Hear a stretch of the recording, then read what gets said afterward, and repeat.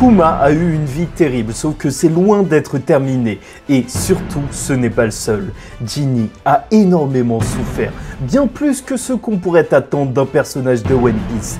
Mais une éclaircie est arrivée avec Bonnie qui a malheureusement, elle aussi, une étrange maladie. Et justement, parlons-en de cette étrange maladie et possiblement du fait que Im-sama pourrait aussi l'avoir.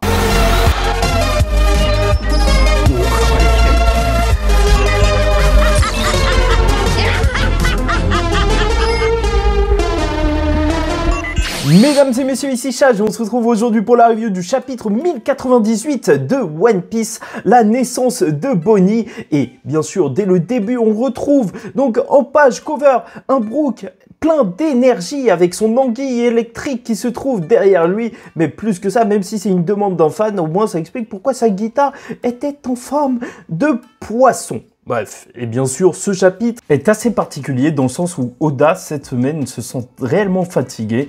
Et il y a une pause la semaine prochaine, mais ça laisse présager quand même quelque chose d'assez inquiétant pour sa santé. On espère qu'il aura du repos, qu'il ne va pas trop se surmener et que les autres chapitres, il arrivera bien sûr à les dessiner complètement parce que cette semaine, il n'a pas réussi. Vraiment, ça fait extrêmement peur avec les mangaka, que ce soit Togashi avec Hunter x Hunter ou même Yuki Tabata avec, bien sûr, Black Clover. Il faut que les mangaka prennent du repos. Voilà, ça explique pourquoi le chapitre de la semaine dernière était court, même si beaucoup de personnes ont pu parler pendant des heures, donc, de Dragon, qui était un ancien marine, parler encore et encore, trouver des théories, des choses folles à dire qui n'ont même pas été évoquées dans le manga, mais quand même, c'est assez marrant. Et il faut dire que de toute manière, ces dessins qui ne sont presque pas terminés pour certains, je trouve que ça colle assez bien avec ce chapitre où quand même tu as une décomposition de Kuma au fur et à mesure, et tout ça sera corrigé en tome. Mais juste avant de commencer à parler du chapitre, je t'invite déjà à liker ou disliker la vidéo, commenter, donner ton avis, et bien sûr t'abonner si tu n'es pas encore abonné. Je me donne à fond, comme tu peux le voir, c'est moi qui ai colorié cette page que je trouve juste magnifique, et c'était moi qui avais parlé de Bonnie enfant depuis des mois, depuis qu'elle avait trouvé les Mugiwara, donc sur leur bateau, et qu'elle était arrivée sortie de la mer toute jeune. Je me disais qu'il y avait un truc bizarre et que c'était réellement son âge, et en fait c'est réellement ça,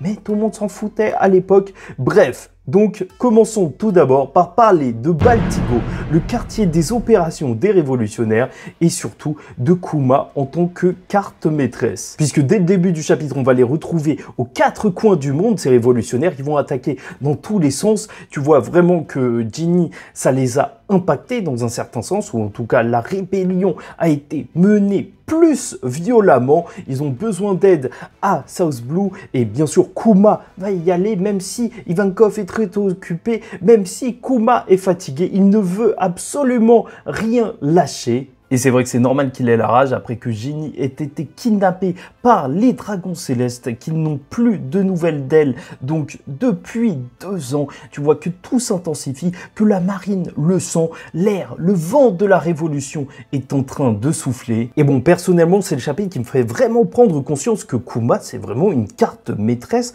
pour les révolutionnaires. Juste avoir le pouvoir de se téléporter, de pouvoir même téléporter des gens. Voilà, il peut se retrouver sur n'importe quel champ de bataille, il peut aider n'importe qui, son fruit est ultra utile à l'armée révolutionnaire. Tu m'étonnes qu'ils aient énormément avancé grâce à lui. Il était juste parfait pour ce rôle. C'est vrai que ce chapitre, il pose de plus en plus de questions, bien entendu, sur Garp. Comment ça se fait qu'il accepte d'être dans la marine? Parce que même si son but est de sauver les gens, et j'en ai parlé, donc voilà, il se concentre sur ça, il est héros de la marine, il fait un petit peu ce qu'il veut, bah quand même, les dragons célestes font des choses tellement sales, mais tellement sales, que quand même être de leur côté, même s'il n'est pas vraiment directement de leur côté, ouah, c'est très très chaud. Et justement, on y vient donc à l'appel de Ginny et la naissance de Bonnie. Puisqu'enfin, c'est la fin des théories complètement folles sur Ginny. Comme quoi, elle aurait pu être la mère de Luffy, bien entendu. Et il y avait d'autres théories, comme quoi Bonnie était un clone de Ginny et Luffy aussi. Bon, c'est vrai que ça allait un petit peu loin, Ok, Luffy aime la bouffe, mais à ce point-là. C'est donc durant les 2 années qui ont suivi son kidnapping que les révolutionnaires vont recevoir un appel d'elle, qui est heureuse de les avoir au téléphone, et même Kuma qui est heureux de l'entendre, qui reconnaît l'endroit d'où elle a émis son appel et va directement y aller, alors qu'elle dit que ça ne sert absolument à rien, que c'est terminé pour elle et qu'elle va mourir. Voilà, elle a été atteinte d'une maladie, elle va mourir. Franchement, juste voir à quel point elle tient à Kuma. Tu vois, les derniers messages qu'elle aura laissés à Ivankov et à Dragon, c'est de bien s'occuper de Kuma. Ah, ça déchire le cœur, ça déchire le cœur, alors qu'en plus, elle est partie à l'endroit où ils ont vécu tous les deux, dans cette petite église où elle va donc décéder. Et c'est encore plus fort quand tu te rends compte qu'elle se dit soulagée d'avoir eu cette maladie, d'avoir eu la chance d'avoir cette maladie mortelle, et donc d'avoir ne plus été utile au dragon céleste et avoir été libéré, quoi.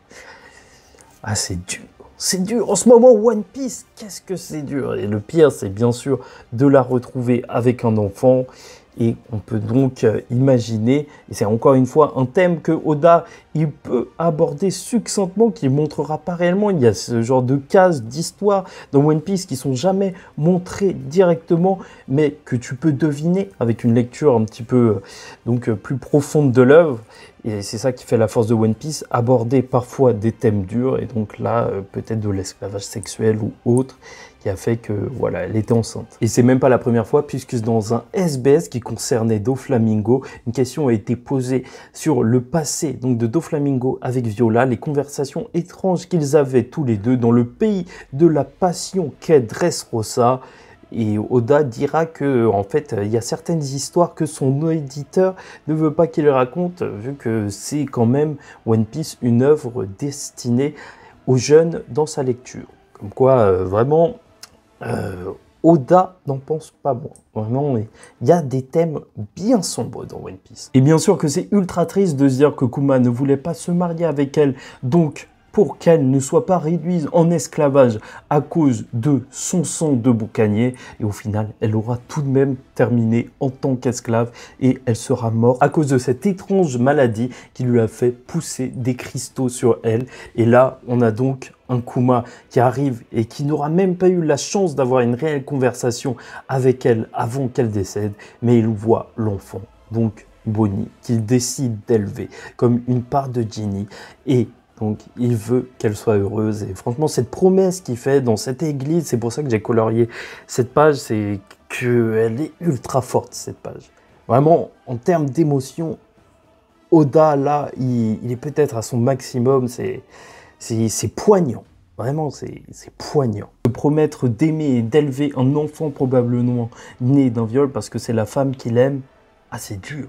Oh, c'est dur. Vraiment, c'est une des scènes les plus fortes de One Piece, très clairement. Et c'est donc là qu'on va découvrir des scènes particulièrement touchantes avec notre très cher Kuma qui va plutôt retrouver le sourire en élevant Bonnie, même en ayant l'aide des villageois. Et j'aime bien ça en fait dans One Piece parce que voilà, il est géant, même juste pour lui donner du lait, c'est un petit peu compliqué. Le fait que toutes les bonnes actions que Kuma a fait, même aider ses petits vieux, au final, ça lui aura été utile dans le futur. En fait, un petit peu comme si tout ce qu'il avait fait de bien pouvait apporter du bien aussi dans le monde, petit à petit lui revenir. Et donc voilà, il l'a vu grandir petit à petit. Il a quand même continué sa mission de véritable héros en tant que révolutionnaire, se battant et même entraînant Sabo par moments. Il voyait et il voulait qu'elle mange comme Ginny, être heureuse de pouvoir manger. Elle pouvait manger à sa faim, pas comme eux lorsqu'ils étaient esclaves. Mais c'est vrai que vraiment avec cette histoire, comment aimer les dragons célestes? Enfin, déjà personne n'aime les dragons célestes. Tu es très bizarre. Et même plus que ça, Oda est en train de construire une fin ultra satisfaisante. Parce que lorsque tout le monde va puncher les dragons célestes, lorsqu'ils vont se faire défoncer, et Doflamingo, j'espère qu'il sera là pour avoir sa petite vengeance perso, ce sera ultra satisfaisant. Vraiment, je n'attends que ça. Luffy, Dragon, Mingo, tout le monde face aux dragons célestes. Mais avant de passer par ces bons moments, malheureusement, bien sûr, on est tombé sur la maladie de Bonnie et on peut donc parler même de Im-sama. puisque tout va devenir moins rose quand Kuma va apprendre que Bonnie est affectée par la même maladie qui a fait tomber Ginny. Un cristal va apparaître sur la joue donc de Bonnie, qui va barricader l'église. Tu vois que donc les gens du village qui l'avaient agressé quand il était petit et qui font donc maintenant partie de l'équipage de Bonnie ont appelé un médecin. Voilà, un médecin qui n'a pas su d'où venait cette maladie, même une dame qui aura remarqué que ce n'est pas la maladie de l'eau, mais c'est bien une maladie qui est censée être inconnue.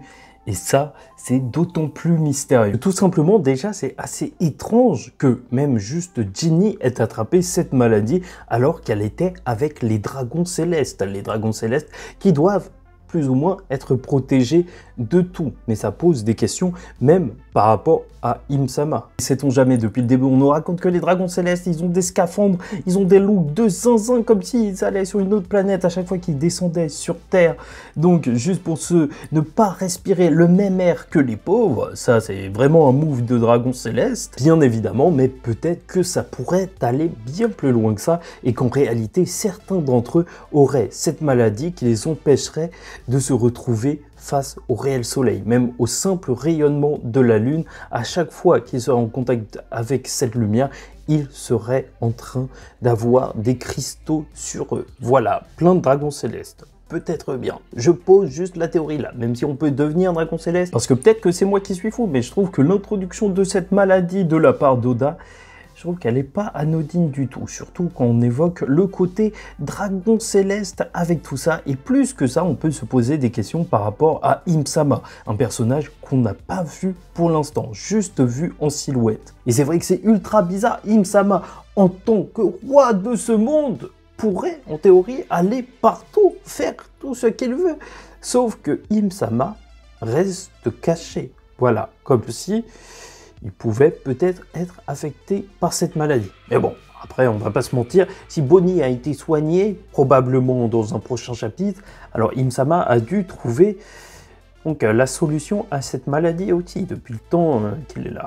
C'est pour ça que ça reste bien étrange. Peut-être malédiction de Nika pour avoir été défait, je sais pas tout ce qui pourrait se faire avec cette maladie. Surtout que Oda s'est probablement inspiré d'une réelle maladie, celle des enfants de la lune comme on les appelle, des enfants qui doivent sortir sous scaphandre pour protéger leur peau, et ça fait un lien direct avec les dragons célestes. Oui, voilà, vraiment, là, Oda, il nous cache un truc, c'est sûr. Enfin bref, on retrouve donc un Kuma qui décide de quitter l'armée révolutionnaire pour s'occuper entièrement de Bonnie, ce à quoi bien évidemment Dragon va dire qu'il n'est pas du tout d'accord et couper la tête de Kuma afin de donner le cerveau de Kuma à Vegapunk, et c'est comme ça qu'il est devenu un cyborg. Et bah non, c'est pas du tout ce qui s'est passé puisqu'il va être totalement d'accord et donc le laisser filer. Il essaiera même d'appeler les différents docteurs avec qui il est en contact pour essayer de trouver une solution pour cette maladie, alors que Bonnie elle est en train de grandir, alors que les autres enfants ils se moquent d'elle parce que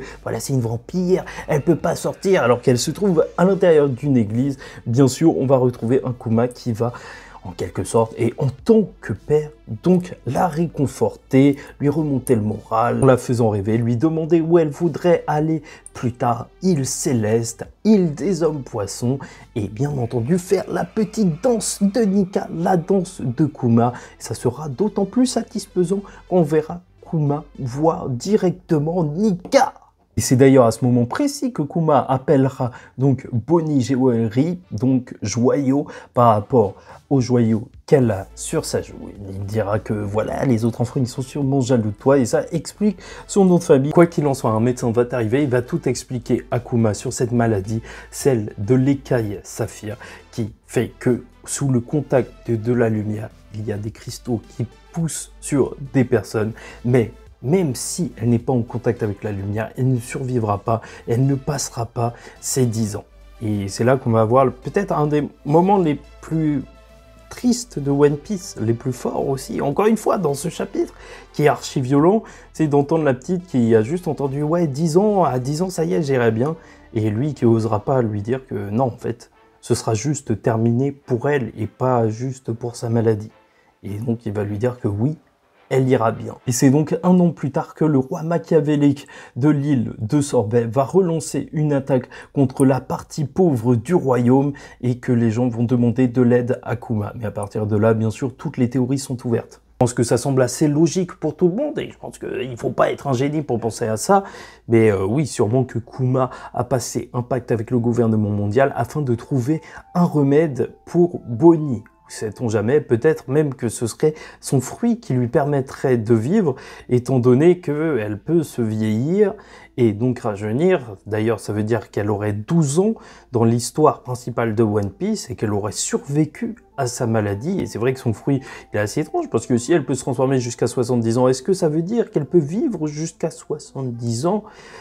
Non, pas forcément. On dirait plus donc faire vieillir ou rajeunir ses cellules. Donc normalement, c'est vrai que son fruit pourrait peut-être la ramener à un moment où elle n'aurait pas eu de maladie, la soigner juste d'un coup. C'est vraiment une belle révélation parce que ça nous permet de mieux comprendre le personnage de Bonnie qu'on trouvait parfois capricieuse à certains moments et qui s'explique juste par le fait qu'elle est juste une enfant. Donc arrêtez vos fanards dégueulasses s'il vous plaît.